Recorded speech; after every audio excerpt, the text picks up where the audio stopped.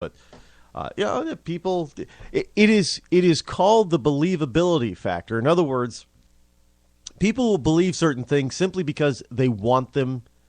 They want those ideas to be true. And this is when it comes into play with liberals. They believe this nonsense that they're sold from the left because they want it to be true, not because it really is and it's backed up by facts.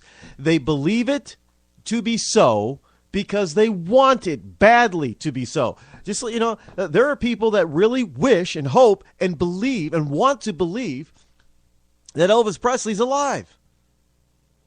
They want to believe it, and they will. And if they were proven without a shadow of a doubt, if they actually find the man, prove it through a DNA test that he's actually still alive, they would forgive him because they wanted it to be true so badly. And they jump up and down saying, "See, we're right, we're right, we're right." But Elvis is dead. Kurt Cobain is dead. Jim Morrison is dead. And the original real Paul McCartney is still alive.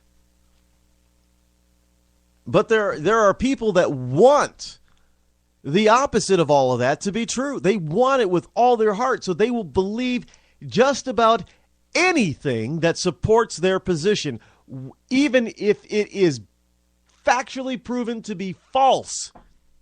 They will still, because they want to believe it so bad, they will believe what they believe is to be true.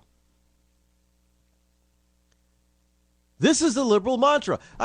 Look, you tell people, hey, this is what the Obama administration says. And they want to believe with all their heart that you're the one that's lying because that's what they were told. You know, these Republicans and conservatives, they lie. I mean, I brought up the fact to a liberal today. Well, because he was complaining about Republicans being racist and want to ship you back to Africa if you're black. And I'm thinking, well, wait a minute. It is known for an actual fact through registration, through the voting rolls, that most KKK members and most skinheads are registered Democrats. Those are the registration. Those are the numbers.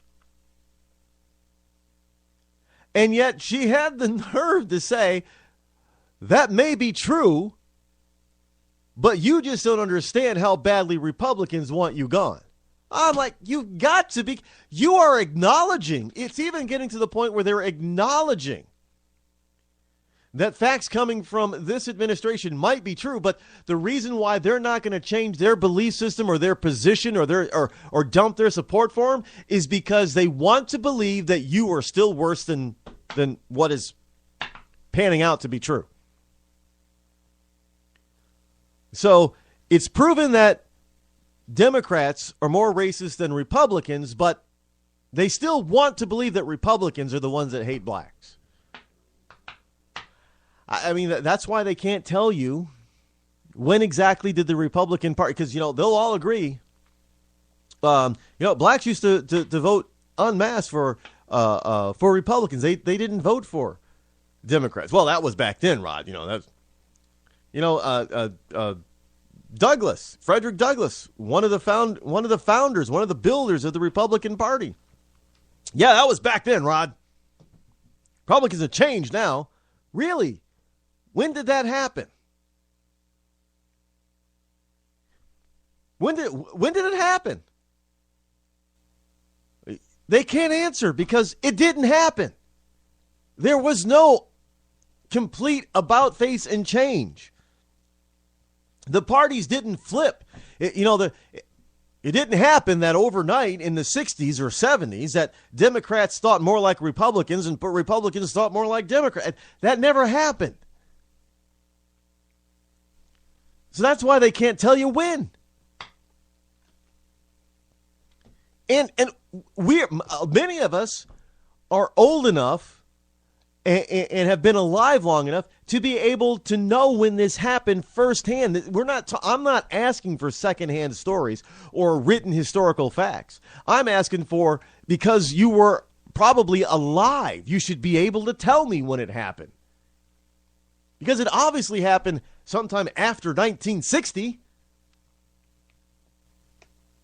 Because we know before 1960, blacks voted for Republicans when they could, especially in the South, if they could ever get to the polls to vote, because it was Democrats trying to keep them away from the polls.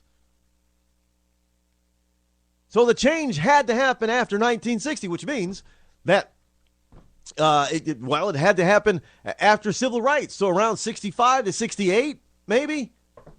So it means that that people, 60 years old should know. 50 years old should know when this happened. They don't know because it didn't happen. And I listen to them come up with all kinds of crazy stuff. I mean, this is why I'm going to lose it. I'm trying not to crack up in these people's faces, but they say things now, and I'm just looking at them. You know what? It is one of all I can do is just look at them, cock my head like a puppy, and give him the eyes, and just go, huh? Yeah, you know what that look is like. When you just tilt your head to the side a little bit, and you look at somebody like you're out of your mind, and I don't understand it type of look, and you just go, huh? Because I want to understand. I just can't. I'm trying with all my might, but where do these people get this stuff? A U.S. Marine pens a scathing letter to Senator Feinstein over her gun control stance. The Marine says, "I'm not your subject. I'm a man who keeps you free." Now understand that all these people running around talking about how they don't want citizens to have guns. What do their bodyguards and security personnel carry? A gun!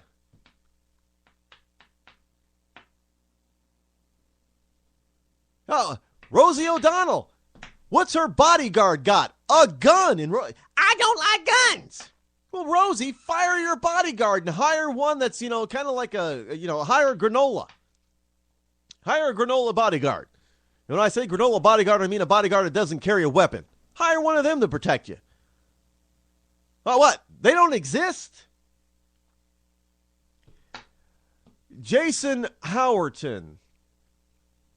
This is from The Blaze. Jason Howerton, one U.S. Marine, was more than a little displeased with California Senator Dianne Feinstein's draconian gun control proposal, which includes an assault weapons ban and provisions on handguns and even grandfathered weapons. In other words, grandfathered means that if you already have a gun, or this type of gun, they want to come and take it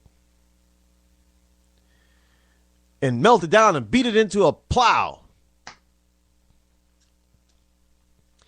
The letter, written by a U.S. Marine, Joshua Boston, was titled "No Ma'am," and was first posted on CNN iReport back on December 27th. The letter has since gone viral and has been shared extensively on social media sites like Facebook and Twitter, as it seemingly has resonated with a segment of the American population. Now, those for those of you in Rush Limbaugh's Rio Linda, I was repeating it so you understood it. It's called personification. You have to pronounce your words properly. There are people alive that remember when you used to get a test, when you had auditions for radio and for television, but mostly for radio back then. And one of the words that they had you repeat and say in the script, in your audition script, was the word again. However, if you pronounce the word again, like again, you didn't get the job. You had to be able to know that the word was, back in the day, was properly pronounced again. Not again, but again. Pretty much like the British pronunciation of the word schedule. If you're in England, if you say the word, and you're British, and you say schedule, they will look at you like you're a nut job because it is properly pronounced in the Queen's English as schedule. Well, actually, I guess it could be that way because of the spelling, but it's schedule, not schedule. But anyway, I digress. Boston's no ma'am letter goes thusly. Senator Dianne Feinstein, I will not register my weapons should this bill be passed, as I do not believe it is in the government's right to know what I own, nor do I think it prudent to tell you what I own so that it may be taken from me by a group of people who enjoy armed protection, yet decry me having the same as a crime.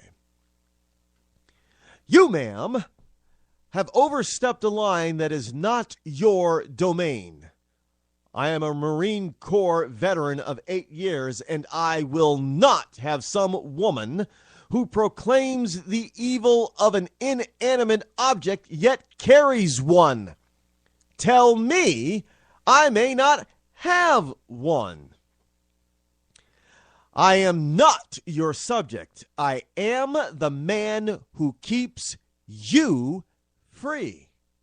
I am not your servant. I am the person whom you serve. I am not your peasant. I am the flesh and blood of America. I am the man who fought for my country. I am the man who learned. I am an American. You will not tell me that I must register my semi-automatic AR-15 because of the actions of some evil man. I will not be disarmed to suit the fear that has been established by the media and your misinformation campaign against the American public. We, the people, deserve better than you. Respectfully submitted, Joshua Boston, Corporal, United States Marine Corps, 2004 to 2012. Beautifully put, sir. One cannot argue the facts that you did so eloquently write down in a form of a letter to the wonder senator, Feinstone. Doesn't matter how you pronounce her name. She's still an idiot. That corporal's a hero. And he was totally and factually, completely correct. No, sir. No, ma'am. You may not have my weapon of protection.